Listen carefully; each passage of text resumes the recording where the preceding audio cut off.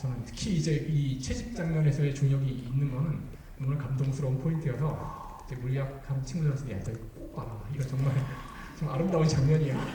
꼭 봐야 돼.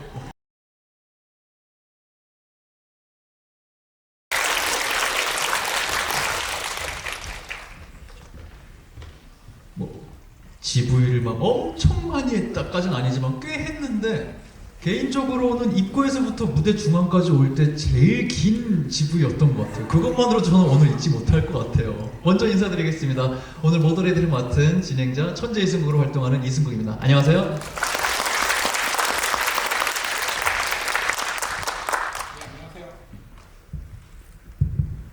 네, 안녕하세요. 저도 이렇게 좋은 자리에서 영화를 볼 수 있는지 몰랐어요.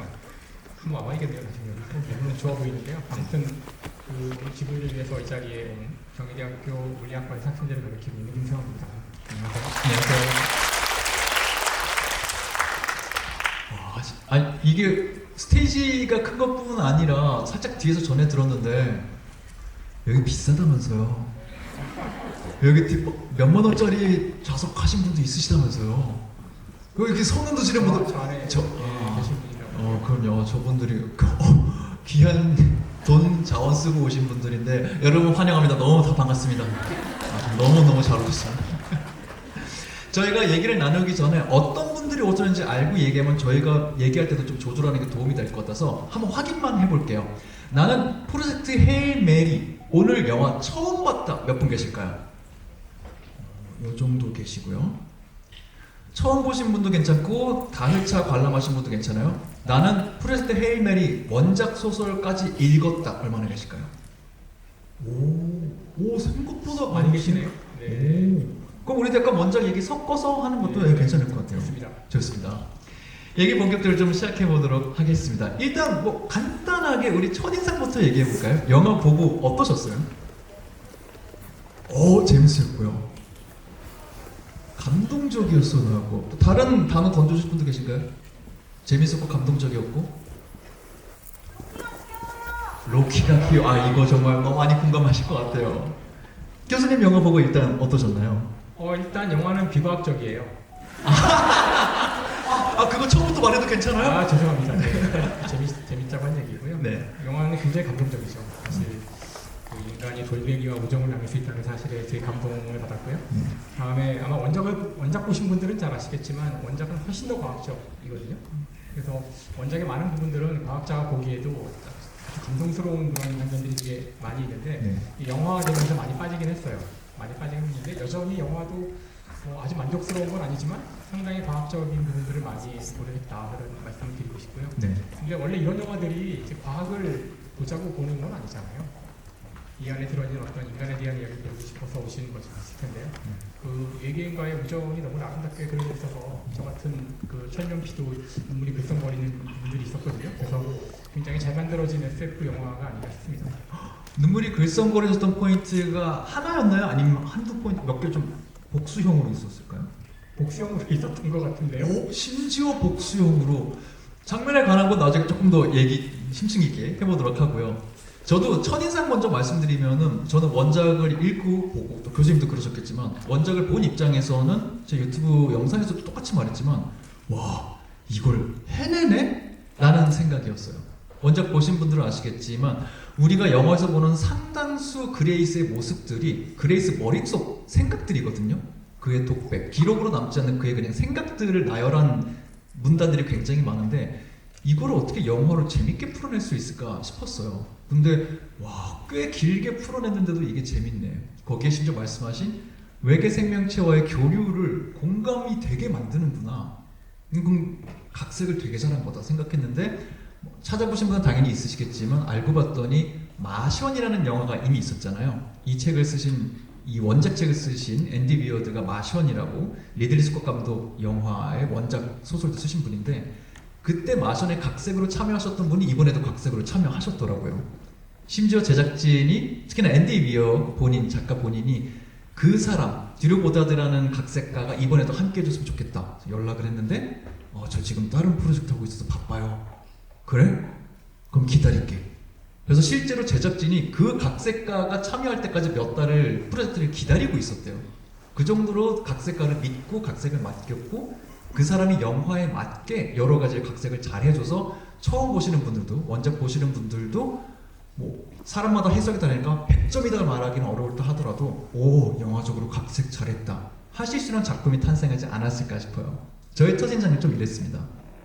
특히 저는 이 영화도 영화지만 원작 보신 분도 많이 계시니까요. 영화가 시작되면은 그 주인공이 자기가 여기가 어딘지, 자기 이름이 무엇인지 전혀 모르고 시작을 하잖아요. 근데 그 영화에서는 그분이 금방 지나가지만 그 원작에서는 이런 장면들이 나와요. 먼저 이 물체를 떨어뜨리거든요. 떨어뜨리면서 하나, 둘 시간을 재요. 그리고서는 말씀하세요. 제가 주워올게요. 말씀하세요. 중력과 속도가 9.8이 아니잖아. 여기 지구가 아니란 얘기거든요. 지구에서는 떨어지는 모든 물체는 여러분 아시겠지만 피사의 사탑에서 떨어진 두 개의 무거운 공과 가벼운 공은 동시에 떨어지잖아요. 그래서 모든 중력과 속도는 9.8이어야 되는데 지금 해보니까 아니었던 거예요. 지구가 아니면 여기는 화성인가? 여기는 천왕성인가? 그래서 그 다음에 딱 보니까 그래도 태양이 있네. 다행히 태양인가 보다. 근데 가만히 보니까 태양에 되게 흑점 같은 게 있어요. 흑점이 움직이거든요. 실제 우리의 태양은 25일에 한 번씩 자전을 합니다. 태양도 돌아요. 그러니까 이걸 가만히 보면서 시간을 재요. 25일에 한 바퀴 돌려면은 지금 한 5분 지났는데 이 몇 도 움직이나 계산하더니 이건 태양도 아니잖아. 그러니까 여기는 태양도 아니고 지구도 아닌 걸 깨닫게 되거든요. 이런 장면들이 저 같은 사람은 너무나 재밌지 않아요? 자기가 있는 곳의 위치를 알기 위해서 이런 물리학을 사용한다는 게 아주 감동스러운 그런 작품이었죠. 말씀하신 그 부분이 책을 보시면 다 공감하실 거예요. 그 챕터를 마무리하는 굉장히 드라마틱하게 끝나는 방식으로 활용이 돼요. 처음에 내가 깨웠을 때 나는 우주에 있다. 그리고 또 다음 챕터 끝날 때는 나는 우리 태양계에 있지 않다. 이런 식으로 큰 충격으로 다가오는데 영화를 어느 동안 접하신 분들은 그 부분이 좀 후다닥 넘어가서 우주에서 누가 깨어나서 기억상실증인 상태에서 기억을 회복하고 있구나 이렇게 보셨을 것 같아요. 그런데도 이해하는 데 전혀 무리가 없었을 거고 영화는 영화대로 재밌게 보셨을 거예요. 저는 근데 방금 교수님 이렇게 재밌게 설명해 주신 것들도 너무 궁금했어요. 교수님도 일어나면 똑같이 행동하실 것 같아요. 저는 책을 보면서 그게 너무 궁금했거든요. 그레이스라는 사람이 이거를 알아내기 위해서 이런 과학적 접근을 해서 진짜 하는 거 시간을 재보고 이렇게 한다는 게 과학을 전공한 사람들에게는 굉장히 디폴트 값처럼 되는 건가요? 내 상황을 이해하기 위해서? 일단 저는 절대 안 가요. 그레이스도 안 갈 생각이었어요. 그러니까 그렇게 끌려가면 모를까 저도 절대 안 갑니다. 그 우주가 얼마나 무서운 곳이고 이 지구가 우리 인간에게 얼마나 살기 좋은 곳인가를 아마 과학자들만큼 알기가 어려우실 수도 있어요. 그래서 아마 100이면 100 모든 과학자는 절대 안 간다고 그럴 겁니다. 그래서 일단 그래도 끌려갔다면은 일단 정보를 얻어야 되는데 저는 사실 그 부분이 이 영화의 아주 중요한 부분이라고 저는 생각하는데요. 보통의 영화에서 과학자들이 등장하면은 멋있게 막 수식을 막 쓰고 이론을 막 찾아내고 그 영화 인터스텔라에서도 지구를 구하기 위한 방정식을 찾아내고 뭐 그런 식으로 많이 이제 비춰지는데요. 그러니까 이론이 중심이 되는 어떤 확실한 이론을 근거로 해서 길을 찾아가는 그런 식의 얘기들이 나오지만 이 영화에 등장하는 과학자는 그야말로 좌충우돌을 하는 식으로 진행이 되잖아요. 처음부터 도대체 여기가 어딘지 막 계속 실수하고 뭔가 근데 사실 그게 진짜 과학의 모습이에요. 실제 과학이 이론과 실험으로 구성이 되어 있는데 실제 사람들은 이제 이론 파트에 대해서 많이 알려져 있고 그들이 멋있으니까 아인슈타인이나 뉴턴 다 이론하는 사람들이잖아요. 하지만 실제 과학을 굴리는 것은 이론가들이 아니라 실험하는 사람들입니다. 실제 이루어진 많은 업적들도 먼저 실험이 있고 이론이 백업하는 경우가 대부분인데 문제는 이론하는 사람들이 말을 잘해요. 그래요? 말을 조금 더 나가서 멋있게 말을 잘하기 때문에 네. 이제 많은 일반인들이 볼 때는 이론하는 사람들만 주로 다 드러나 있게 말이 아니라 스티븐 호킹도 이론을 했던 사람이고 여러분이 아시는 대부분의 그 물리학자는 다 저도 이론하는 사람이에요. 그래서 말씀을 이렇게 잘하시는군요. 그래서 진짜 과학이 굴러가는 모습을 물론 약간 비유적이지만 좌충우돌 한 치 앞도 알 수 없지만 계속 뭔가 실패하고 다시 해보고 또 뭔가를 측정하고 하면서 끝없이 하나씩 알아가는 심지어 처음에는 기억도 없어서 아무것도 없는 상태에서 무에서부터 뭔가를 만들어 가잖아요. 이것이 저는 많은 의미를 갖고 있다고 생각하는데 과학의 진정한 모습을 보여주는 것 같아서 아마 여기 혹시라도 이공계 가운데 공대분들이 앉아 계신다면 공대분들이 하는 게 진짜 과학이에요. 보통 공돌이라고 막 욕하고 과학자들을 멋있게 생각하지만 실제로 그렇게 기계를 만들고 하는 것들이 얼마나 중요한 건지를 이 영화를 통해서 좀 보여줬다고 생각하고요. 특히 원작에서는 더 이렇게 강조가 됩니다. 원작을 읽을 때에는 진짜 이게 과학이 필요한가라는 생각이 들 정도로 모든 게 다 기술, 로키가 기술자거든요. 설정상 여기서 로키는 기술자고 이제 이 그레이스가 과학자지만 이제 과학자는 계속 헤매고 있고 실제 많은 일을 툭툭툭 해결하는 것은 로키잖아요. 그래서 그런 부분들도 좀 영화에서 좀 보시면 좋을 것 같아요. 공학의 중요성, 과학의 진정한 본질은 사실 실험이고 끝없는 실패와 도전이다라는 걸 보여준다고 생각합니다. 맞아요. 그 소설에도 좀 나오긴 하지만 그 소설의 내용을 좀 빌려오자고 하면은 그렇게 정확히 명시가 돼 있기는 해요. 지구에서 온 과학자와 다른 행성에서 온 엔지니어가 함께 각자의 태양계를 구하겠다. 이게 굉장히 중요한 메시지가 되고 있거든요. 그분에서 말씀하신 대로 정말로 각자의 역할에서 또 좌충우돌하면서 결코 멋있기만 하지는 않은, 세련되지만은 않은 좌충우돌의 모든 과정이 이 영화에 좀 담겨 있다는 생각이 들어요. 말씀하신 거 지금 수식 이렇게 쓰는 거 살짝 예를 들어 말씀하셨잖아요. 거기에 저도 이번에 공부하면서 알게 된 TMI 하나 말씀드리면은 그 라이언 고슬링이 인터뷰에서 최근에 밝혀줬더라고요. 자기가 과학자가 아니다 보니까 대사를 해야 될 때 막 따발총처럼 해야 될 때가 있잖아요. 그건 그냥 외워서 하는데 자기도 배우니까 중간중간에 그레이스가 이거 수식 막 쓰는 장면들이 있어요. 뭐 계산하기 위해서 태양과 얼마나 떨어져 있는지 막 화이트보드에 쓰는 거 있는데 그거는 그냥 대사가 아니라 정말 수식이잖아요. 숫자고 여러 막 뭔가 있잖아요. 수학적인 기호들. 그거 어떻게 하셨어요? 그랬더니 그거 외울 수가 없어서 이어폰 끼고 현장에 앤디 위어 원작자가 와 있었대요. 실시간으로 불러달라 그랬대요. 뭘 줘야 되는지 알려주면 자기가 쓰는 척이라면서. 그래서 이것이 배우구나 라는 생각을 또 좀 하기도 했는데 그런 면에서 그가 연기한 그레이스라는 인물도 좀 얘기를 해보도록 하죠. 그레이스 설정을 좀 보면은 나중에 봤을 때 물론 그가 처음 기회를 얻은 사람이기 때문에 아스트로파지라는 거를 굉장히 많이 공부하게 되고 어느 순간 세계 최고 권위자가 돼 있단 말이죠. 그만큼 지식도 있고 능력도 있고 끈기도 있는 사람일 텐데 처음 시작할 때 그런 게 좀 나와요. 꽤나 도발적인 논문을 썼기 때문에 학계에서 왕따가 되었다. 그래서 뭐 교사로 일하고 있었다. 뭐 이런 설정들이 나오는데 그레이스라는 교사로 일하고 있는 과학자 인물은 어떻게 보셨는지 궁금해요. 흔한 경우는 아닌 것 같아요. 물론 그 학설이 이상하거나 인정받지 못해가지고 그렇게 주목받지 못할 수는 있겠지만 네. 그렇다고 해서 다 때려치고 그렇게 막 물론 교사들 훌륭한 직업이긴 한데 네. 전문 과학자의 직업을 버린 거잖아요. 그런 경우는 흔치는 않은 것 같아요. 영화의 좀 특별한 설정이라고 생각하는데 근데 중요한 것이 이제 교사다 보니 뭔가 잡다한 걸 많이 알고 있잖아요.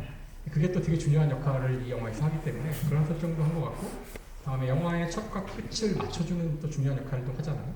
결국은 이제 미래 세대를 키운다는 것이 그게 지구에서는 우리 아이들을 키우는 거지만 굉장히 중요한 문제죠. 이제 우리가 인류가 지금 멸종의 위기에 있는 상황에서 이 교사라는 사람이 단순히 아이들한테 뭐 가르치고 이런 게 아니라 우리의 미래를 사실 만들어가는 사람이 있잖아요. 그러니까 그런 사람을 보내서 또 우리를 구한다는 것도 중요한 설정이지만 영화 마지막에는 인간은 아니지만 돌멩이들이지만 아무튼 에리디온들이에요. 돌멩이 아니에요.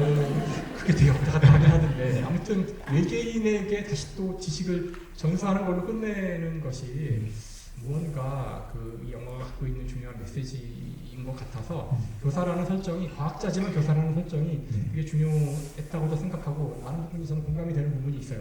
어떤 과학계의 어떤 이런 안 좋은 모습을 보여주려는 설정이라기보다는 과학자면서 교사인 설정이 더 중요하지 않았을까? 저는 생각합니다. 또 그 교사였기 때문에 또 아이들을 생각하는 마음을 좀 투영할 수도 있었던 것 같기도 하고요. 끊임없이 벌어지는 다음 세대. 여기서 지구를 구한다는 것은 살아있는 어른들이 자기네 세상을 구하는 거기도 하지만 다음 세대를 구하는 거기도 하잖아요. 이건 역시 라이언 고슬링이 인터뷰에서 말한 거긴 한데 라이언 고슬링에게는 2명의 딸이 있습니다. 9살, 11살이 지금 됐는데 자기가 아버지 입장에서 생각하면 그레이스가 아버지였다면 고민하지 않고 갔을 거래요. 자기에겐 그게 어려운 고민이 아니었대요. 근데 자기가 짚어보기에는 그레이스가 지금 아이가 없는 상황이기 때문에 그렇게까지 용기를 내기가 어려웠던 것 같다. 이런 얘기를 하는 걸 보면은 다음 세대를 생각하는 거는 다음 세대를 양육하고 있는 사람들에게 굉장히 좀 당연한 것 같다. 그레이스는 자기가 아이가 없었기 때문에 외부에 나갔고 거기서 누군가를 만나서 용기를 낼 수 있는 교류를 하게 되면서 비로소 다음 세대를 진정으로 생각하게 되는 사람이 됐다라는 생각을 영화 보면서 좀 하게 됐습니다. 그레이스의 심리를 보면서 저는 가장 흥미로웠던 점이 네. 사실 영화 뒷부분에 밝혀지는 거지만 이 사람은 그러니까 아이들을 교육하고 있고 정말 이 지구인 전체의 목숨을 건 일을 해야 되는 상황인데도 불구하고 안 가겠다 그러잖아요. 물론 충분히 이해할 수도 있어요. 이제 가면 돌아올 수 없는 여행이니까. 되게 이기적인 사람이라고 할 수도 있어요. 어떤 의미에서는. 근데 그런 사람이 외계인을 구하기 위해서 마음을 갖고 오잖아요. 그러니까 사실 그렇게 이제 마음이 변해가는 그 영화를 통틀어서는 그 지구인 전체를 구하는 것조차 하지 못했던 사람이 자기의 동료라고 할 수 있는 그런 외계인을 구하기 위해서는 자신이 사실 지구에 가는 걸 포기하는 그런 선택까지 할 수 있는 변화가 일어나잖아요. 그러니까 그런 게 굉장히 중요한 어떤 메시지를 저는 주고 있다고 생각해요. 네. 이 우정이 단순하지 않다는 걸 보여주는 거죠. 그렇게 생각하면 진짜로 이 영화는 과학 영화, SF 영화의 표피를 갖고 있지만 말씀하신 대로 그 안에 굉장히 감성적인 터치가 들어가 있거든요. 또 원작가 보신 분들은 아시겠지만 원작에서 설명된 굉장히 과학적인 설정들이 영화에서는 많이 삭제가 됐습니다. 각색가도 밝힌 거지만 아쉽게도 원작을 영화로 만들면 대부분 95%는 소실될 수밖에 없다라고 솔직히 말씀을 하시더라고요. 그리고 남아있는 5%는 자기가 사랑하는 걸 남기기도 했지만 관계성이 이 영화에서 중요했기 때문에 그거 위주로 남겼던 것 같다. 혹은 그렇게 수정을 했던 것 같다라고 저는 이해를 했어요. 그렇게 생각하면 굉장히 좀 감성적인 영화이고요. 실제 감독님과 촬영 기사님도 기존에 우리가 알고 있는 수많은 영화들이 우주 공간을 차가운 공간, 잘못 나가면 죽는 공간으로 담으려고 노력했기 때문에 이 영화에서는 반대로 그렇지 않은 따뜻함과 희망이 공존하는 공간으로 담으려고 색감과 촬영 기법도 굉장히 고민을 많이 했다고 하시더라고요. 그래서 사실 근데 우주는 차가운 공간이 많거든요. 사실 이 영화의 정반대 대척점에 있는 영화 그래비티라고 할 수 있는데 네. 얼마나 우주가 차가운지를 보여주는 건데요. 사실 그 부분에 있어서 이 영화에서 가장 비과학적인 부분은 항성간 여행 자체가 가능하지 않다는 것을 무시한 거예요. 그게 아예 불가능해요? 그러니까 이제 이 영화에서 가장 중요한 설정이 바로 11.9 광년 떨어진 별로 사람들을 보내서 거기서 무슨 일이 일어나고 있는지 결국은 이제 타우메바를 가져오는 그런 일을 하러 가는 건데 이게 이제 항성간 여행이라고 해요. 그러니까 지구가 그러니까 태양이 하나의 항성이고 별이고요. 또 다른 별이 있잖아요. 근데 이 별과 별 사이의 거리가 너무나 멀기 때문에 그 여행이 가능하지 않다는 거예요. 그러니까 보통 나사에서 하는 그런 우주 여행이나 우리의 우주 계획들은 우리 태양계 안에서 왔다 갔다 하는 겁니다. 수성, 화성, 금성, 목성 왔다 갔다 하는 거는 그래도 오래 걸리는 일이지만 어쨌든 할 수 있는 일인데 우리 별에서 다른 별로 가는 것은 그 영화 삼체에서도 나왔지만 삼체에 나오는 별들이 가장 가까운 첫 번째 항성인데 거기까지도 4년 걸리거든요. 네. 근데 이 영화에서는 이제 11.9 광년 떨어진 빛의 속도로 11.9년, 12년 정도 걸리는 그런 거리를 가는 건데요. 이게 가능하지 않은 거는 그냥 한마디로 할 수 있어요. 물리적으로는. 네. 이거를 결국 속도의 문제거든요. 우주 공간은 마찰이 없기 때문에 일단 움직이면 멈추지 않아요. 그러니까 여러분이 시간만 충분하다면 그냥 천천히 물건 하나를 툭 던지면 결국은 그 항성까지 가긴 갑니다. 근데 몇 억 년 걸릴 수가 있죠. 결국 시간의 문제고. 시간의 문제거든요. 네. 그래서 이 영화에서는 그래도 인간이 있는 그 지구의 문제들이 30년이 지금 중요한 시간으로 기억하는데 그 안에 해결 못하면 뭐 인류가 반이 죽고 어쩌고저쩌고. 그래서 이제 빨리 보내야 돼서 제가 계산을 해보니까 네. 빛의 속도의 94.8%로 보낸 거거든요. 네. 그러면 이제 상대성 이론 때문에 가는 사람은 4년 걸리고 하지만 지구에서는 12년 걸리고요. 갔다 오면 24년 걸리는 그런 설정이에요. 네. 근데 문제가 뭐냐면은 빛의 속도의 94.8% 상당히 빠른 속도인데요. 이 정도 속도가 되려면은 에너지가 필요하겠죠. 여러분이 가속을 시켜서 자동차의 속도를 높이려면은 악셀을 밟아서 가속을 시켜야 되잖아요. 네.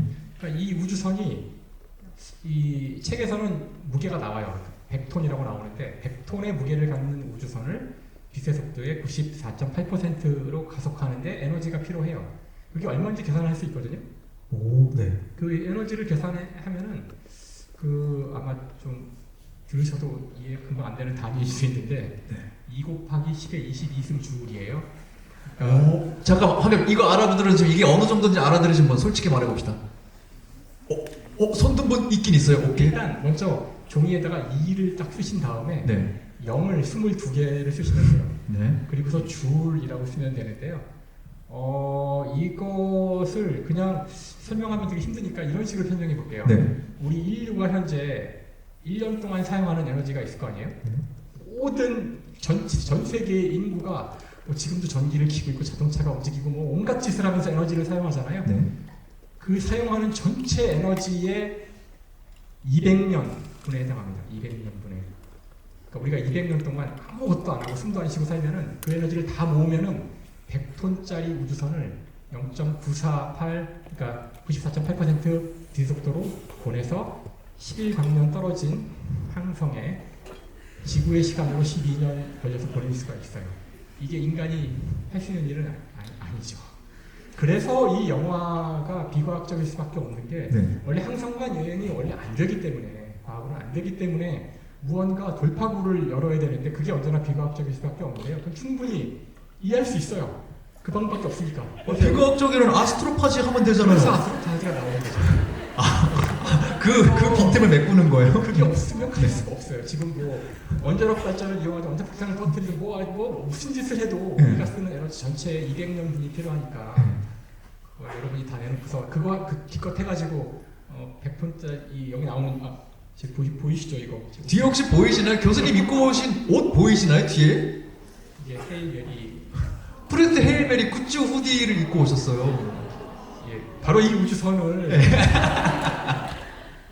지구의 시간으로 12년 걸려서 보낼 수 있는 정도 에너지를 얻으려고만 해도 우리가 200년 동안 아무것도 하지 말아야 된다는 거죠.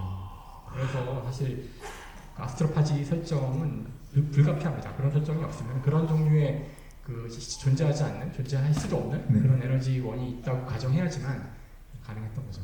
뭔가 이 영화의 어떤 과학적인 고증적인 측면 몇 개 여쭤보려고 했는데 제일 궁금했었던 아스트로파지 자체가 약간의 치트키였네요. 뭔가 빈 공간이 있을 수밖에 없고 현 우리 문명으로 봤을 때 불가능한 게 있기 때문에 그렇게 생각하면 영화의 아스트로파지를 심혈을 기울여서 연구하고 그 연구 결과를 그레이스가 막 스트라트한테 막 공유해주고 알려주고 하는 거는 사실은 우리를 가스라이팅하고 있었던 거다.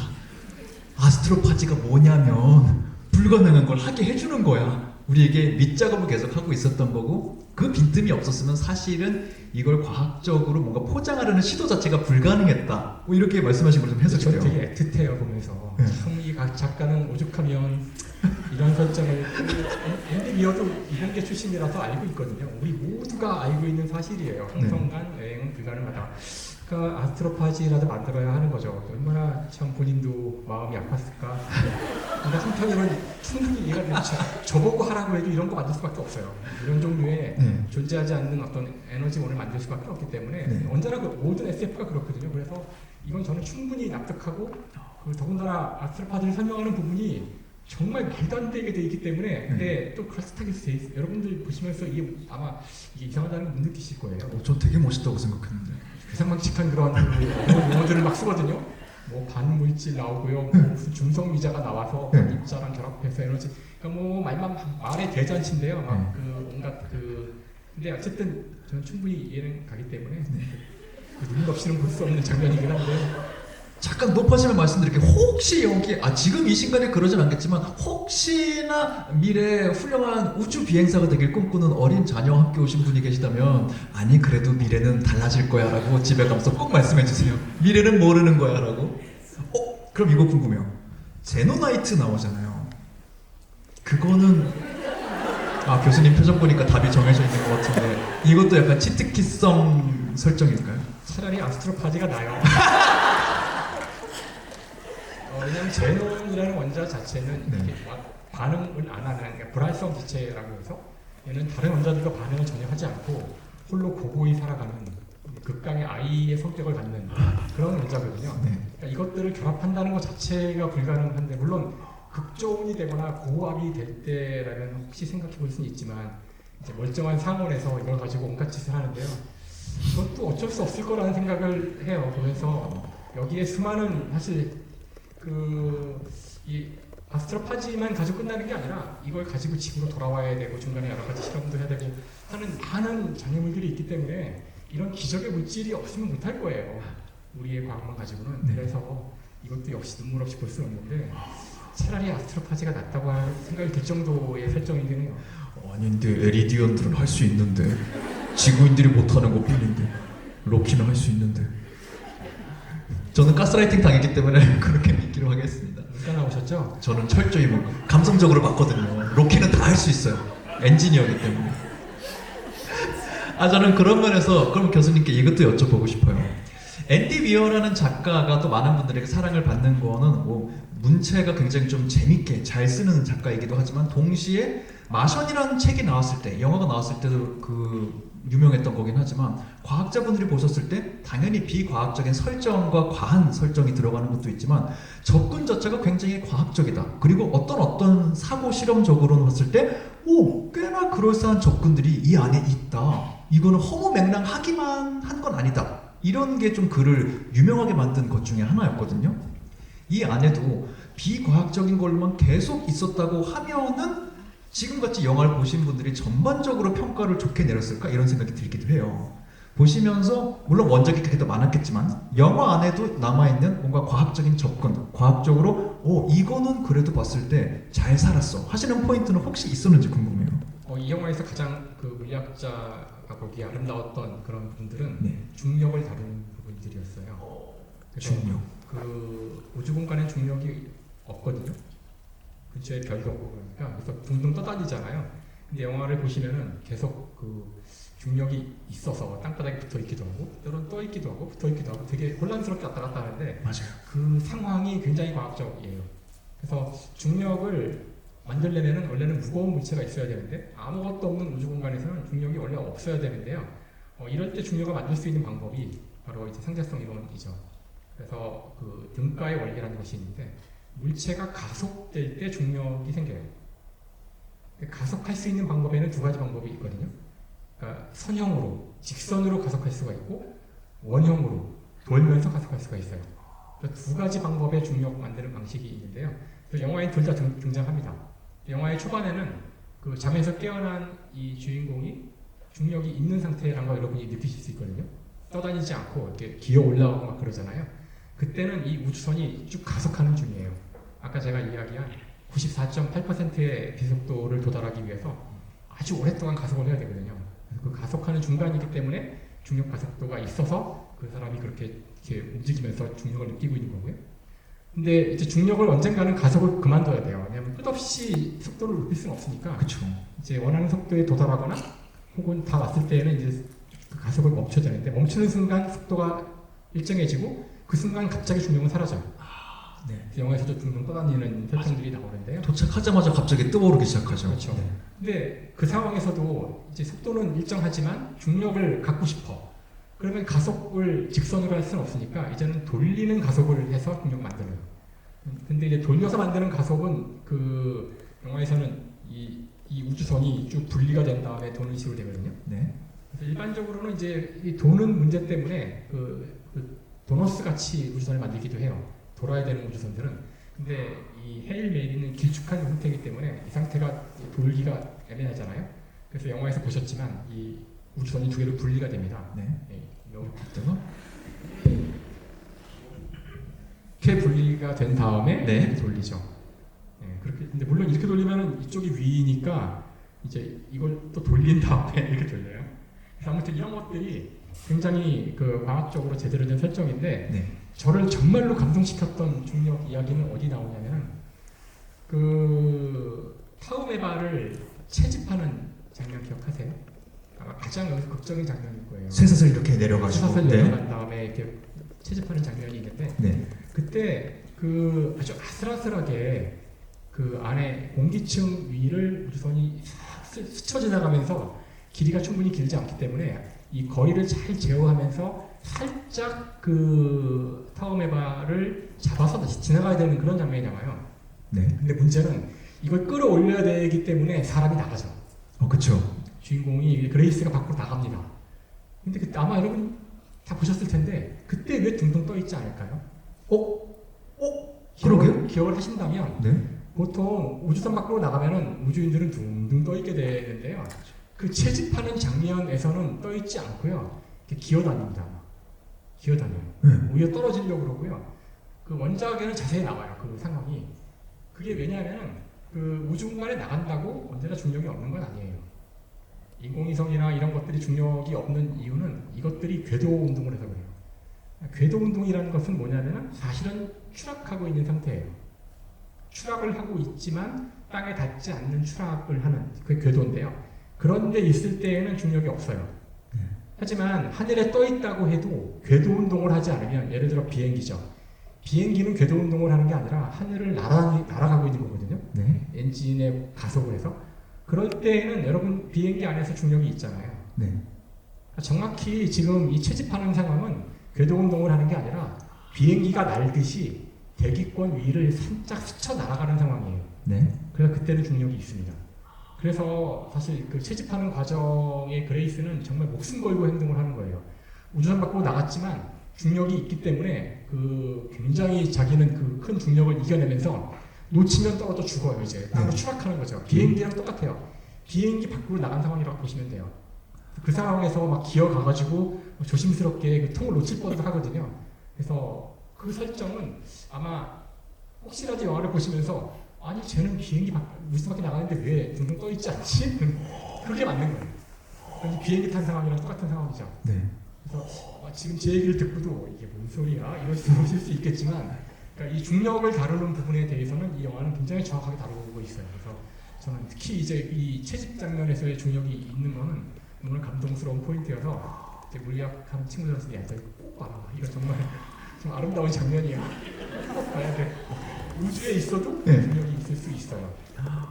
이래서 정말 여러 관점이 필요하고 여러 사람과 소통하는 게 중요하다는 생각을 좀 하게 됩니다. 저는 원작을 봤고 영화도 2번 봤거든요. 근데 해당 장면에서 여기 왜 중력이 있지라는 생각 한 번도 못해요. 아니 그 인지를 못했어요. 그냥 그레이스 떨어지면 어떡해. 위험해 이러고 봤거든요. 왜 떨어지냐고 둥둥 떠 있을 수 그 생각 자체를 때는 떨어질 못했어요. 수가 있는 상황이에요. 그리고 그걸 다뤘다는 것 자체가 굉장히 잘한 거였다. 제대로 다룬 거였다. 진짜 목숨 걸고 나간 거죠. 근데 그레이스는 진짜 위험한 상황에 나간 거예요. 비행기 타고 네. 나간 거죠. 중력 말씀해 주시니까 저도 인터뷰 보면서 생각난 것 중에 하나인데 말씀해 주신 대로 이 중력 가속도가 붙는 방향 그리고 나중에 원심분리 이렇게 도는 방향인데 소설 같은 경우에는 나가서 이렇게 되는 걸로 되어 있고요. 영화를 보면은 얘가 나가서 선 상태로 돌거든요. 그렇게 생각하면 가속도가 붙어 있을 때는 중력이 이 방향으로 붙고요. 얘가 서 있을 때는 중력이 이 방향으로 간다는 설정이에요. 영화에서는. 그래서 디자인학과 나오신 분들이 혹시 눈치채셨을지 모르겠는데 저도 2번 볼 동안 몰랐어요. 영화를 보면은 우주선 공간 자체가 두 중력 방향에서 사용될 수 있게 디자인이 돼 있대요. 초반에 그레이스가 막 정신 모르는 상태에서 막 계단 기어 올라가요. 위에 조종실 가려고.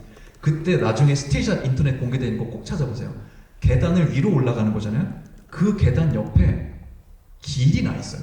그냥 걷는 도로가 옆에 이렇게 복도가 만들어져 있어요. 그거는 나중에 중력이 옆으로 발생할 때 대비해서 그 길을 따라 걸으라고 하는 거죠. 처음 볼 땐 그게 안 보이는데 혹시나 궁금하신 분들 N차 관람하시고 또 내 친구한테 이거 영업하고 싶다. 중력의 아름다움을 보여주고 싶다. 데리고 와서 보시면은 되게 아는 척하기 좋으실 거예요. 야 디자인을 잘 봐. 벽에 보면은 벽에 바닥들이 몇 개 있을 거야. 이유가 있어. 중력이 영화의 두 방향으로 존재하거든. 그걸 생각하면서 보면 너 아름다움 느낄 수 있을 거야. 하시면 굉장히 영업하시는데도 도움이 되지 않을까 생각이 들어요. 이렇게 중력에 대한 과학적인 부분도 분명히 있고요. 당연히 치트키적인 부분도 있고. 근데 우리가 거듭 말하고 있지만 이거는 사실 감성적인 부분이 굉장히 많이 들어갑니다.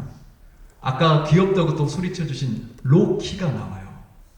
로키라는 캐릭터 어떻게 보셨는지 또 로키와 그레이스가 소통하고 서로 관계를 맺어가고 심지어 우정까지 맺게 되는 이 서사는 개인적으로 어떻게 보셨는지 궁금해요.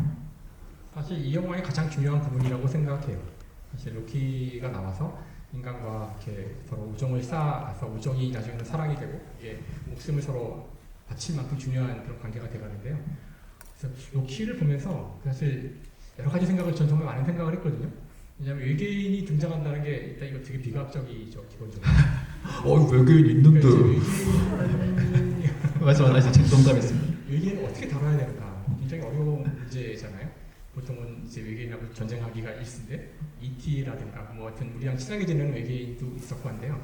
저는 그 영화만이 아니라 원작도 마찬가지지만 소리로 소통하는 외계인의 그런 설정이 그건 굉장히 그냥 중요했다고 생각해요.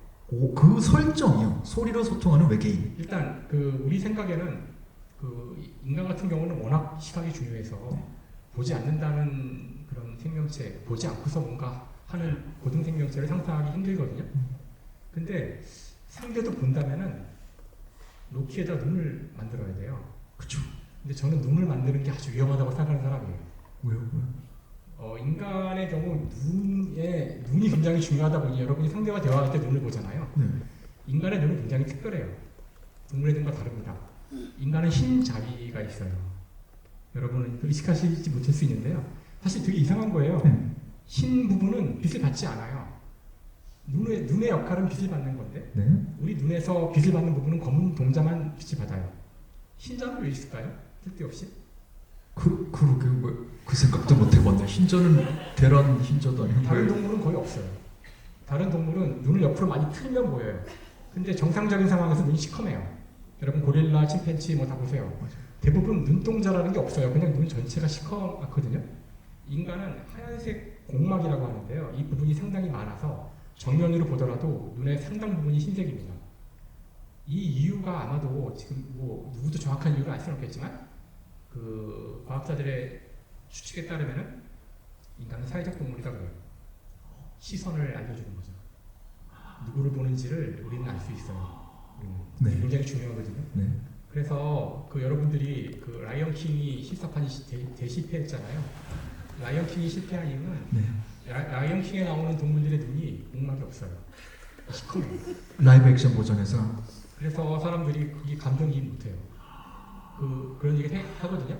근데 맞아요. 혹성 탈출이 성공한 이유는 혹성 탈출에 나오는 그 침팬치 중에서 혹한 시저라는 침팬치가 있는데 그 침팬치만 공막이 있어요.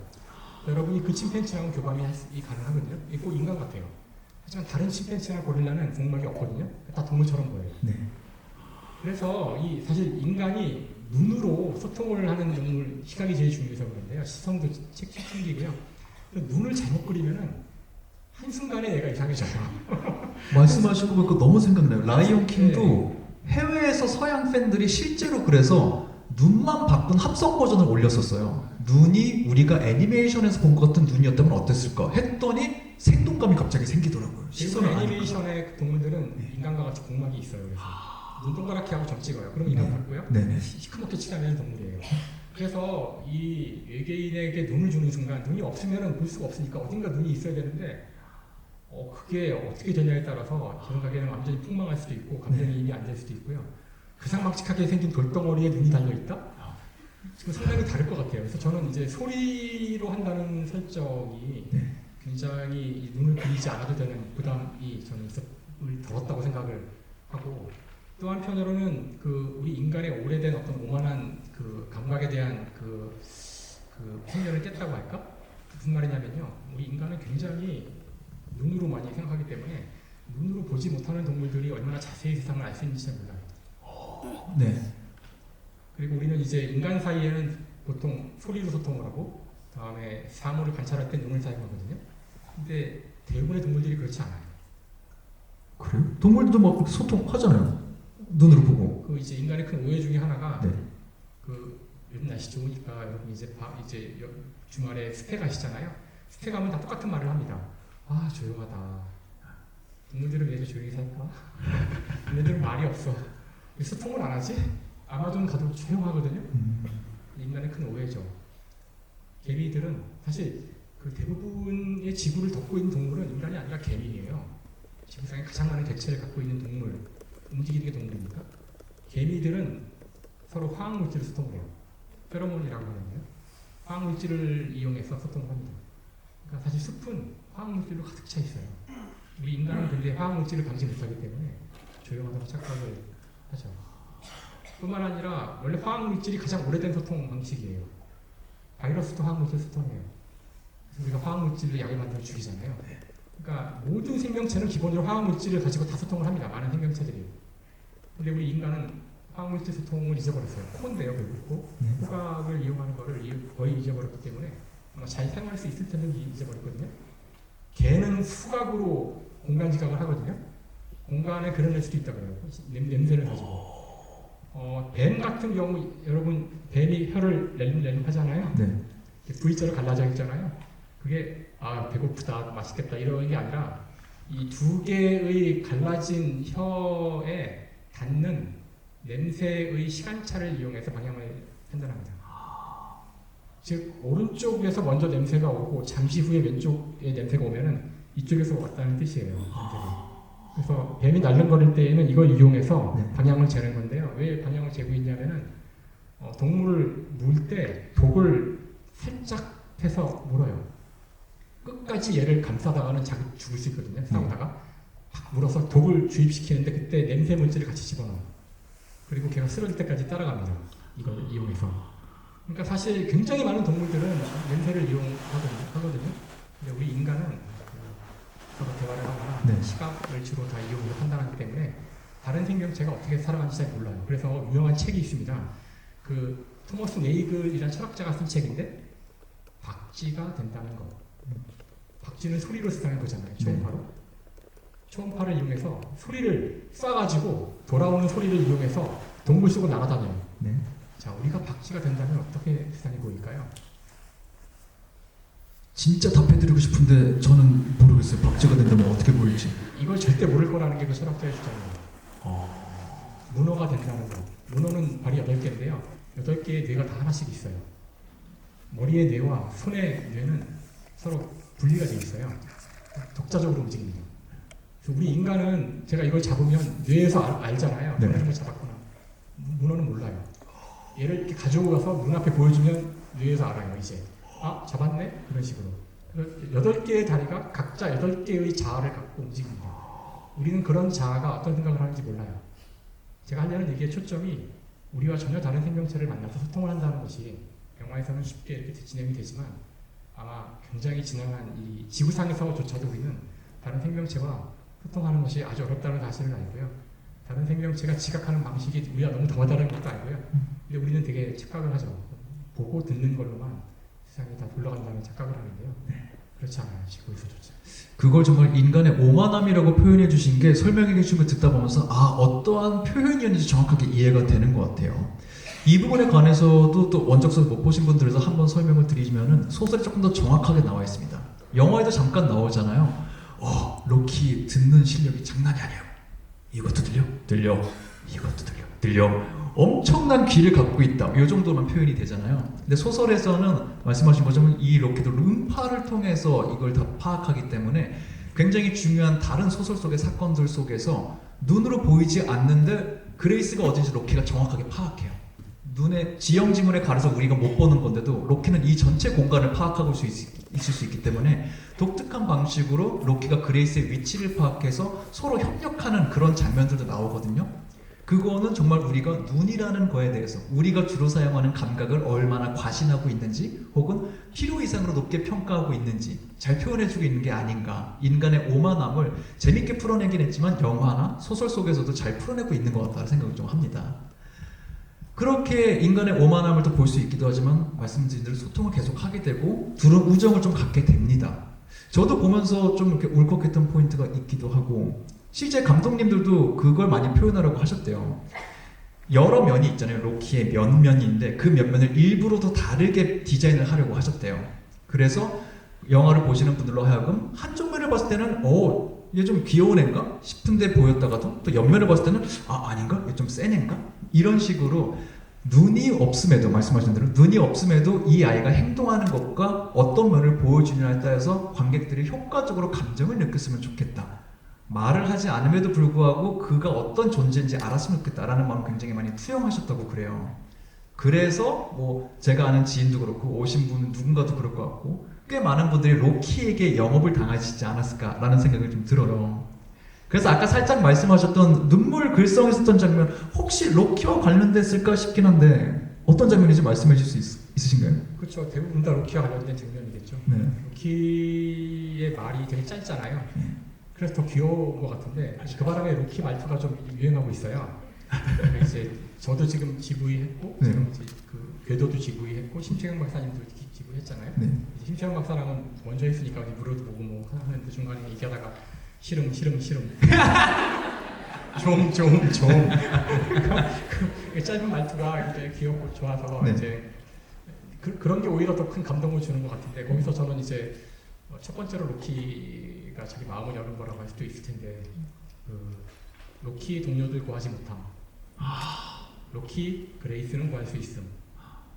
자기 이제 아스트로파즈를 나와주잖아요. 맞아. 이제 나눠주는데 되게 짧은 문장인데 아마 인간이었으면은 다른 방식으로 얘기를 더 했을 것 같아요. 근데 짧은 두 문장인데 그게 정말로 그러니까 이 우주를 뛰어넘는 어떤 우정이라 사실 그런 건 이 우주에서는 그런 게 되게 어려운 문제거든요. 그 수많은 SF들이 있는데 그 연료 1g이 부족해서 사람 하나를 죽이고 그래요. 계산을 해보더니 도저히 이 연료를 갈 수 없기 때문에 한 명을 죽여야 되기 때문에 이제 제폭기하고 그런 일들을 많이 보게 되는데요. 여기서도 이제 연료를 준다는 것이 우주에서는 어떤 의미인지 생명을 나눠주는 그런 일이거든요. 근데 로키가 그렇게 한마디로 네. 로키 그레이스를 구할 수 있음. 그러니까 그게 오히려 이렇게 짧게 끝나서 더 저한테는 그 되게 짧고 표정도 없는 돌멩이가 한 얘기인데 이렇게 막 그 저한테는 감정이입이 돼서 눈물이 흐르진 않았지만 글썽이는 저도 그 장면 굉장히 좋아했던 장면이고 라이언 고슬링이라는 배우가 이 영화의 제작자이기도 하고 주연도 맡았잖아요. 그걸 받는 라이언 고슬링의 연기도 저는 굉장히 좋았고요. 왜냐면 그는 말하고 싶지 않았잖아요. 나는 못 돌아가. 이거 자살 미션이야 라고 말하고 싶지 않았기 때문에 로키에게 희망을 주고 싶어서 꾹꾹내 참다가 그걸 말한 순간이었잖아요. 나 사실 못 돌아가 라고 말하고 쿨하게 돌아오고 싶었는데 그때 딱 로키가 해준 말을 듣고서 사실 거짓말이어서 펑펑 우는 장면이 있는데 영어 하시는 분들은 아마 더 그걸 느끼셨을 것 같아요. 저도 그 장면을 굉장히 좀 너무 좋게 봤던 것 중에 하나가 기억하실 거예요. 처음에 기억을 잃은 그레이스가 그 마더십과 좀 얘기를 하기 시작할 때 뭐 파일럿 저 탑승 아니야 파일럿 아니야 이거 할 때 이거 이상해 집에 가고 싶어 하면서 귀환 프로젝트 실시 뭐 이런 대사를 합니다. 영어로 오퍼레이션 고홈 뭐 이런 얘기를 해요. 집으로 가는 작전 실시해라 이렇게 영어를 그대로 말하거든요. 고홈 프로젝트 근데 그런 거 없다 그래요. 그런 프로젝트는 없습니다. 고홈은 당신의 옵션이 아닙니다. 근데 이때 로키가 정말 중후반부에 가서 그레이스를 살려주면서 우리 친구들 구하지 못했다. 로키 그레이스 구한다. 그레이스 고홈 이라고 영어로 해요. 그래서 초반에 굉장히 그를 절망에 빠뜨렸던 없던 고홈이라는 옵션이 여기서 다시 한번 부상하는 거거든요. 그래서 그 부분의 대사 배치도 저는 소설을 한글로 봤기 때문에 소설에도 그런 배치가 있었는지 모르겠는데 배치 자체도 대사가 굉장히 잘 됐다고 생각했고 로키의 음성, 그걸 받는 라이언 고슬링의 표정까지 아마 많은 분들이 그 포인트에 진짜 큰 울림을 같이 공명하지 않으셨을까 좀 생각이 들어요. 감독이 참 그 현명하다고 해야 되나. 그러니까 처음에는 소통이 안 되잖아요. 네. 안 되는데 중간에 이제 기계로 변환시켜서 막 소통이 가까스로 되다가 뒤에 가면 목소리가 입혀져서 나오는데 그때부터 진짜 감정이입이 되는 것 같아요. 그러니까 아마 그런 장치가 없었으면은 계속해서 기계음으로 소통했거나 기계음으로 얘기하고 뭐 글씨로 썼으면은 이렇게까지 감동을 못했을 것 같은데 이건 아마 그 책에서는 느낄 수 없는 그 목소리가 나중에는 진짜 그 외계인 목소리 같이 느껴지잖아요. 그 로키 목소리 같이 느껴지고 하는 걸 보면서 야 정말 이렇게 인간이 그런 어떤 실제 목소리를 갖는 어떤 존재에 굉장히 감정이입을 할 수 있구나라는 생각도 하게 됐고 다음에 이 둘 사이의 소통에서 또 저는 이제 아주 인상 깊었던 게 제일 처음 서로 주고받았던 의미를 이해했던 게 어떤 건지 기억하세요? 시계? 숫자 이걸로 왔다 하잖아요 처음에. 수학이죠. 수학이었구나. 예, 우주의 공통 언어는 수학이다라는 생각을 1, 2, 3 이게 시작이라는 이건 정말 우주 전체 공통이고요. 네. 다음에 뭐 컨택트라는 영화에도 나왔지만 서로 공통으로 할 수 있는 거는 숫자 그 다음에는 물리학이에요. 물리법칙, 가속, 위치, 운동. 그러니까 과학은 우주의 언어다. 다시 한번 그런 다음에야 비록 사실 감정이나 좋아한다 싫어한다 이런 거를 저는 이해시킬 수 있을지 확신이 없어요. 이제 감정 인간이 가진 이런 진짜 우리가 나누고 싶은 건데 이 영화에서는 그게 이제 나누는 걸 설정이 돼 있고 심지어 유머까지 하게 되지만 제 생각에는 유머 같은 것들이 과연 외계가 공유 가능한지 좀 굉장히 의식이 가는 건데 하지만 수학과 물리학 이런 것들은 공유할 수 있을 거라고 생각해서 영화에서도 그렇게 시작합니다. 그래서 그 소통의 시작은 수학이다. 수학 공부를 열심히 하라고 아이들한테 수학은 단순히 대학 다니고 배우는 게 아니라 이게 우주의 언어야. 우주에 나가서 네가 할 수 있는 다른 외계인 어떤 존재와도 할 수 있는 첫 번째 대화는 수학이야 라고 얘기해 주면 애들이 좀 더 수학 공부 열심히 하지 않을까요? 좋은 말씀 잘 들었습니다. 제일 처음 소통은 수학이지만 관객을 울리는 건 인문학이다 라는 문과의 항변을 하나 하도록 하겠습니다. 저도 이렇게 말씀해 주시는 거 들으면서 기억나는 장면이 하나 있어요. 묘하게 아마도 공명하신 분도 있을 것 같고 묘하게 좀 울컥하게 만들었던 장면인데 그 1차 이별이 있죠. 이제 서로 이제 해결을 다 했고 로키도 깨어났고 이제 각자 항성으로 돌아가자. 우리 태양계 구하자 하면서 긴 터널에서 로키가 바라보고 있고 그레이스가 천천히 뒤로 오는 장면이 있어요. 굉장히 막 춤추고 막 제로투 같은 거 추면서 재밌게 표현이 되긴 했는데 저는 그 장면이 묘하게 개인적으로 그렇게 좀 다가오기도 했고 참 잘 그려졌다고 생각했어요. 소설엔 그런 춤추는 설정은 없기는 한데 친구들과 뭐 살면서 좀 멀리 떠나는 경우도 있을 거고 이별을 하신 경우도 있을 텐데 저는 둘 중 하나라고 보거든요. 성향에 따라서 절절하게 오열하며 헤어지거나 아니면은 실없는 농담하며 애써 웃으며 헤어지거나 둘 중 하나라고 생각해요. 여기에는 후자가 들어간 것 같은데 저는 개인적으로도 후자인 사람이라서 개인적으로 재밌게 보기도 했고 너무 개인적인 그거일 수 있겠지만 저는 살면서 만난 사람 중에 우리가 살고 있는 여러 사회 문화적 환경 때문에 실제로 어떤 이별을 경험한 것 중에는 언젠가 살다 만나겠지. 언젠가 만나가 아니라 여기서 우리가 빠이빠이 하면 나는 앞으로 죽을 때까지 얘가 살았는지 죽었는지도 모르겠네. 여기서 빠이빠이 하면 이제 우리는 영원히 악령일 수가 있겠네. 라는 이별을 해본 적이 있어요. 죽음의 이별이 아니라 우리가 살고 있는 여러 문화권이 다른 게 있잖아요. 그 친구가 이별하면 다시는 볼 수 없는 상황이었어요.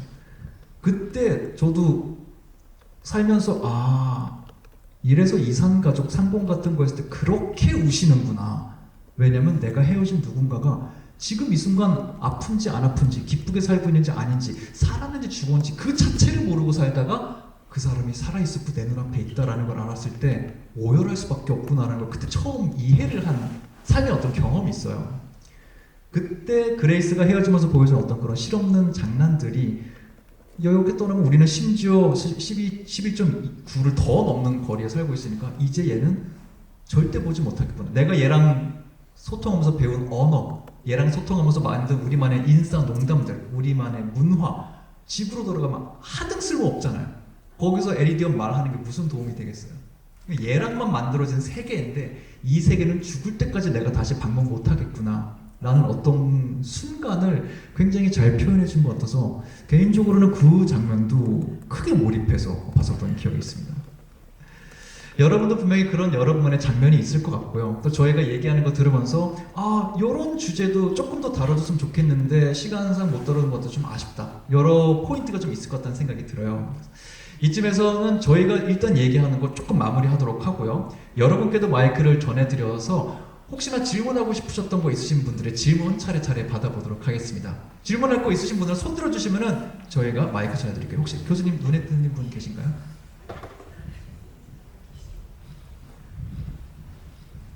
이게 제일 어렵거든요. 자, 처음이니까 쿨하게 가위바위보 하죠. 처음이니까. 누가 제일 먼저 들는지 몰랐습니다. 저랑 비기거나 지신 분은 내리는 거예요. 이긴 분만 남습니다. 가위바위보, 빠 빼고 다 내리세요. 빠 빼고 몇 분 안 남았죠? 한 번만 더 할게요. 지금 높이 들어보세요. 그죠? 한 4-5분 있는 거예요. 한 번 더 할게요. 가위바위보. 묵 있나요? 묵 있나요? 잠깐 비기만 내리셔야죠. 잠깐 너무 당당하게 비기셨는데 들고 계시면 안 됩니다. 묵 없죠? 있으세요? 네. 승리하신 분께 마이크 전해드리도록 하겠습니다. 이게 제일 제 죄책감이 덜하더라고요. 안녕하세요. 안녕하세요. 그래서 교수님 편지의 팬이어서 어제도 알쓸 임잡에서 진화론 얘기 듣고 왔거든요. 감사합니다. 그래서 교수님께서 평소에 외계인에 대해서 어떻게 생각하시는지 조금 궁금하고, 만약에 외계인을 직접 만나게 된다면, 이제 만약에 된다면 가장 처음 뭘 하고 싶으신지 그게 제일 궁금했습니다. 영화를 보면서. 그 제 알쓸 시리즈를 보셨으면 이 질문에 제가 어떻게 답하실지 아실 것 같은데요. 아니 근데 그냥 처음 그래도 만약에 만나면 아니, 제가 답을 안 하겠다는 게 아니라 먼저 외계인이 무엇인지부터 정의해야 되거든요. 거기 인이 들어갔다는 게 좀 약간 걸리는데, 그러니까 인간과 같은 형태를 가져오는 건가? 그러니까 더 정확한 표현은 외계 생명체일 텐데, 네, 문제는 생명의 정의가 정확하지 않고, 뭐 많은 말을 할 수가 있지만, 일단 이렇게 얘기해 볼게요. 지구에 생명체가 있잖아요. 그러면 다른데 없을 이유가 없다고 생각해요. 이게 이제 기본적인 과학자의 생각일 거예요. 지구에서 가능했는데 다른 데서 가능하지 않을 이유는 없기 때문에. 근데 어떤 형태일지는 알 수 없지만 굉장히 많이 다르진 않을 거라고 생각하거든요. 이런 생각이 이 책에, 이 영화에도 들어있어요. 이 영화에도 그 책에서 많이 강조가 되는데요. 우리 인간과 비슷한 크기, 비슷한 지식, 이런 것들을 왜 우리가 갖고 있을까? 뭐 이런 얘기들도 하거든요. 왜 우리는 소리를 서로 비슷한 주파수 대역을 이용하고 있을까? 이런 질문들이 나오는데요. 심지어 아스트로파지도 그 내부를 들여다보면 물로 되어 있고, 우리 인간과 같이 탄소와 질소와 이런 걸로 되어 있다고 되어 있는데요. 그러니까 이런 설정들이 아마 저 같은 과학자가 동의할 수 있는 내용일 텐데, 왜냐하면 지구상에 우리 같은 이 생명체, 지구상의 생명체는 이 우주에 있는 원자들 가운데 가장 흔한 걸로 되어 있거든요. 그러니까 지구율표가 이 원자의 집합을 쭉 나열해 놓은 표인데, 거기 제일 많은 게 수소고요. 헬륨은 불활성기체라 반응 안 하고, 그 다음에 나오는 세 개의 원소는 방사능성 때문에 위험한 원자들이고요. 그 다음 나오는 첫 번째 원자가 탄소 C이고, 다음에 N이고 O예요. 이 네 가지로 되어 있는 게 우리 지구상의 유기물들이에요. 제일 많은 것들이고요. 그래서 그러니까 생명체가 만들어지기 확률적으로 어려운 사건이라면 굉장히 많은 횟수의 시행이 있었을 것이고, 그렇다는 얘기는 가장 흔한 물질로 되어 있어야 되는데 그렇게 돼 있어요. 그러니까 지구상에서 그렇기 때문에 다른 데 가서도 이 영화의 설정처럼 유기물에 가까운 형태로 되어 있는 탄소를 기반으로 한 질소나 뭐 이런 산소를 쓰는 그런 생명체의 확률이 아주 크다고 생각해요. 그래서 근데 아직까지 한 번도 본 적이 없다는 게 너무나 안타까워서 저는 죽기 전에 꼭 보고 싶어요. 아니, 제가 원하는 거는 대화를 할 거라고 기대하지 않기 때문에, 그러니까 아스트로파지 같은 거를 보게 될 것 같은데, 그런 거라도 너무 보고 싶어요. 그런 거를 보면 얘가 정말로 지금의 우리의 추정대로 탄소, 수소 뭐 이런 유기물로 되어 있는지, 이게 맞다면은 이제 우리 물리학자들은 이 우주의 생명체의 보편적 형태를 알게 된 거거든요. 그걸 구축하는 이론을 만들어야 되고요. 그게 아니고 진짜 그 제노나이트 같이 이상한 걸로 되어 있으면, 그러면 이제 지구상의 생명체는 그냥 우연에 불과한 것이고, 우주에는 아무것도 없었는 일이 크고요. 되게 마음이 안타까운 결론인데요. 어떤 결론이 나오더라도 저는 굉장히 흥미로운 결론이라고 생각을 해서 이렇게 뭐 오래 살고 싶은 생각이 굳이 많은 사람은 아닌데, 저는 굳이 오래 살아야 된다면 죽기 전에 외계 생명체를, 멀리 못 가니까 항성간 여행은 불가능하니까 화성의 땅을 파고 있거든요. 화성의 땅 속에서 그 박테리아 같은 거 하나라도 보고 싶어요. 그러면 그 형태가 과연 유기물에 가까운 건지 이것만 알더라도 우리는 이 우주의 생명에 대한 중요한 답을 얻을 수 있을 거라고 생각을 해요. 너무너무 궁금하고요. 그래서 대화를 어떻게 할 건지 물어보셨지만, 대화를 할 거라고 기대하지 않아요. 대화는커녕 아까도 얘기했지만 우리는 지구상의 생명체하고 대화 못해요. 여러분 문어랑 대화할 수 있으세요? 여러분 모기랑 대화할 수 있으세요? 그러니까 저는 지구상 생명체와도 대화를 못하는 우리 인간이 외계 생명체와 대화하려는 시도 자체는 어리석은 생각하고요. 우리는 어떻게 하든 대화를 해야 돼요. 침팬지하고 대화해야 되고, 고래하고 대화해야 되고, 그래서 우리 지구상에 같이 사는 생명체들의 이야기를 좀 들어야 된다고 생각해요. 그들이 정말 좋아하는지, 닭과 돼지가 지구의 상태를 좋아하는지, 우리의 먹이가 되고 있는데요. 그래서 그 인공지능으로 딴할 게 아니라 이 동물들의 언어를 익혀서 우리랑 대화할 수 있는 이런 지금 개발하고 있긴 하지만, 그래서 일단 먼저 우리는 우리 지구상에 있는 포유류하고라도 대화를 해서 같이 공존하는 사회를 먼저 만드는 게 중요하지 않을까. 근데 이런 말이 전혀 의미가 없는 게 지금 우리끼리도 대화 안 하잖아요. 지금 이란과 미국이 대화 안 하고 지금 우크라이나가 러시아하고 대화 안 하잖아요. 그래서 지금 외계인과 대화를 너무 해보고 싶긴 하지만 일단 먼저 우리끼리라도 대화를 좀 하는 세상이 오면 좋겠어요. 그럼 이제 로키 같은 친구를 만나도 대화보다 구성 성분을 먼저 파악하시는. 아니죠. 로키를 만나면은 당연히 첫 번째 할 일은 수학을 체크하는 거고요. 수학을 공유할 수 있는지 수가 공유가 되면 사실 숫자만 서로 공유가 돼도 많은 일을 할 수 있어요. 컴퓨터는 다 숫자잖아요. 그 다음에는 물리법칙을 체크해봐야 되거든요. 물리법칙에 대한 중요한 사항들을. 그리고 이 친구의 성분을 알고 그 굉장히 서로 그래야지만 거기서 이제 서로 이걸 열었을 때 죽을 수도 있으니까. 그러니까 기본적인 생명의 조건이 파악이 되면 그 다음에 너무너무 궁금한 건 그들의 과학 지식이겠죠. 여기까지 일단 왔잖아요. 여기까지 왔으니까. 근데 재밌는 게 책에서도 설명이 나오지만 그 상대성 이론도 모르고 양자역학도 모르는데 우선 가지고 왔거든요. 되게 이상한 설정 같지만 아까 제가 처음에 얘기했듯이 사실 기술이 먼저 발전하고 과학은 따라가는 경우가 많아요. 그래서 놀랍게도 중화학공업이 다 발전된 다음에 양자역학이 나왔거든요. 인간이 원자를 알지 못하는 상태에서도 중화학공업을 할 수 있었고요. 지금 인간체가 막 다니는데도 연락이 없었어요. 그러니까 사실 많은 사람들의 착각이지만 먼저 과학이 앞서가면서 선도하고 기술이 따라오는 식의 이런 프레임은 다 옳지는 않아요. 그게 이 책에서도 중요하게 다뤄지는 부분 중에 하나예요. 그래서 상대성 이론을 모르는 외계인이 우주선을 가지고 옵니다. 그래서 사실 저는 그들이 가진 지식이 너무나 궁금할 것 같아요. 근데 지식을 나누려면 굉장히 많은 단어들을 서로 공유할 거고 이 영화에서는 계속 말로 하고 있지만 아마도 그 컨택트에 나온 문자를 사용하는 방식이 훨씬 효율적일 거라고 생각을 해요. 더 길게 할 수도 있지만 여기서 마칠게요. 질문 너무 감사합니다. 다른 분에게도 저희가 질문을 다 받아보기 때문에 시간이 길지 않습니다. 한두 분 정도 저희가 간결하게 좀 받아보도록 하겠습니다. 오른쪽 계신 분에게 받았으니까 왼쪽 계신 분에게도 제일 뒤에 계신 분께 한번 받아볼까요? 흰색 옷 입은 분 하고 가운데에 계신 분들 중에도 한번 기회 드릴게요. 제일 뒤에 저 흰색 옷 입은 분인가 회색 옷 입은 분께 한번 마이크 드릴까요?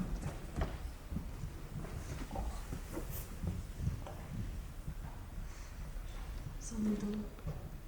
그 마지막에 소설에서는 사실 결말이 이렇게 나는 걸 알고 있지만 로키가 행성으로 그레이스가 가잖아요.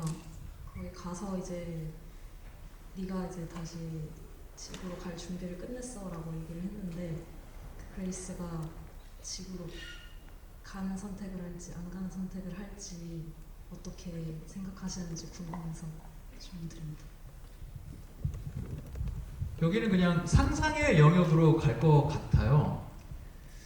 근데 요 부분은 소설과 영화가 살짝 다르긴 한데 제가 그냥 내피셜을 돌려봤을 때는 그레이스는 지구로 돌아가고 싶다는 마음은 있되 왠지 그 선택을 안 할 수도 있겠다 생각은 하고 있어요. 마지막에 그 대화에서 저는 살짝 암시가 됐다고 생각하거든요. 로키가 안 돌아가도 돼, 뭐 길게 있다 갔다 이런 얘기를 했다고 하는데 우리 아까 얘기한 것도 있지만 그레이스는 지구에서조차 그 수많은 인구에서 인간과 진정한 어떤 관계를 맺지 못해서 인간을 위한 용기를 못 낸 사람이거든요. 근데 이 우주에서 딱 하나 어떤 존재를 위해서 내가 죽음을 맞이할 수 있는데도 결정을 했다고 하면 그건 로키 때문이었다는 생각을 해요. 그리고 로키에게도 그 후대가 있다. 그리고 심지어 여기서는 자기가 갖고 있는 지구의 지식이 에리디언들에게 필요한 지식 중에 하나였잖아요. 그렇기 때문에 거기서 자기의 쓸모를 더 느낄 것 같다라는 생각도 들고 지구 학회에서는 다 자기를 버렸잖아요. 스트라트 자기 배신했고 학회는 자기를 버렸고 심지어 조금 심해진 것 같은 칼이라는 보안 요원도 도망치려는 자기를 잡고서 그냥 굴복하세요. 결국 모두가 그를 이용했을 뿐이란 말이죠. 그렇게 생각했을 때 자기도 돌아가고 싶다는 생각을 하면서도 여기 있는 거 나쁘지 않은데 내가 여기서 더 효용감을 느끼는데 라고 시간을 조금 더 지체하려는 마음도 같이 있지 않을까라고 저는 상상을 살짝 해봤습니다. 혹시 첨언하시고 싶은 말씀 있으세요? 저라면 안 들어갈 것 같아요. 왜냐하면은 일단 가는 일이 너무나 고된 일이 될 것이고 일단 더 중요하게는 이미 30년 정도 지났잖아요. 지구의 인구가 반이 죽었을 거고요. 물론 실패했을 가능성도 있어요. 정보를 다 보냈지만 그걸 제대로 잘 해서 영화에서 물론 성공할 것처럼 약간 보이긴 하지만 이미 지구는 그 빙하로 덮여 있는 상황이잖아요. 그러니까 돌아가서 제대로 잘 살 수 있을지 확실하지 않은 상황에서 돌아가지 않는 게 현명한 선택이 아닐까. 여기 충분히 이미 할 일이 있고, 그래서 그 이 주인공 특성상 되게 그 판단을 잘하잖아요. 그런 판단을 안 돌아가는 게 더 현명한 판단일 거라는 생각을 할 것 같아요. 물론 굉장히 지구가 그립고 그렇겠지만 안 들어갈 만한 충분한 이유들이 있다고 생각해요. 말씀하신 것처럼 지구에서 여러 가지 사연들이 있었잖아요. 지구를 떠나서 살 수 있을 만한 여러 가지 사연들이 있었기 때문에 그 종합적으로 봤을 때 안 돌아가지 않을까? 그다음에 안 돌아가는 것이 또 설정 이 영화의 상황에서도 더 잘 어울릴 것 같기도 해요. 시작과 끝을 잘 맞고 외계인들을 가르친다는 설정도 좋은 것 같고요. 이건 제 생각이고요. 여러분들 각자는 다 다를 것 같아요. 난 그래도 관리하실 분이 계실지도 모르겠고요. 저는 근데 극강의 아이라서 안 돌아갈 수도 있어요. 감사합니다. 마지막 질문 저희가 짧게 한번 다뤄보고 마무리하면 좋을 것 같습니다. 네, 가운데 계신 분들 중에 한 분 혹시 교수님도 한번 눈에 띄는 분 계신가요? 제가 쭉 골랐으니까. 네. 지금 살짝 고개 돌리는. 네네네. 네 지금 이렇게 두리번들은 저요 하시는 바로 눈에 띄는 분께.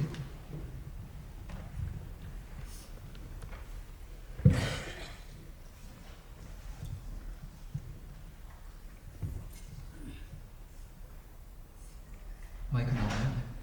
죄송합니다. 저희가 또 허락한 시간이 점점 짧아지고 있기 때문에 답변이 지금 짧아질 수 있다는 점 미리 양해 부탁드리겠습니다. 그 영화에서 해가 점점 이제 차가워진다는 이야기랑 또 생명의 진화에는 물이 필요 없다는 주장 같은 게 나오는데 혹시 이게 과학적으로 좀 가능성이 있는 일인지 아니면 진짜 학계에서 비슷한 이야기가 나온 적이 있는지가 궁금합니다. 태양은 당연히 그 일정하지 않고 빛의 밝기가 좀 변하긴 하지만 그 변하는 속도가 뭐 몇십억 년 이런 수준이니까 우리 인간이 느끼기에는 거의 변하지 않다고 보시면 될 것 같고요. 그러니까 이건 굉장히 그 SF적인 설정이라고 보시면 될 것 같아요. 그래서 태양에 대한 이야기는 그렇고요.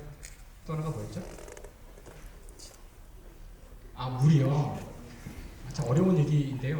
우리는 그 지구에서밖에 생명체를 본 적이 없기 때문에 지구에서의 생명체는 물이 반드시 필요해요.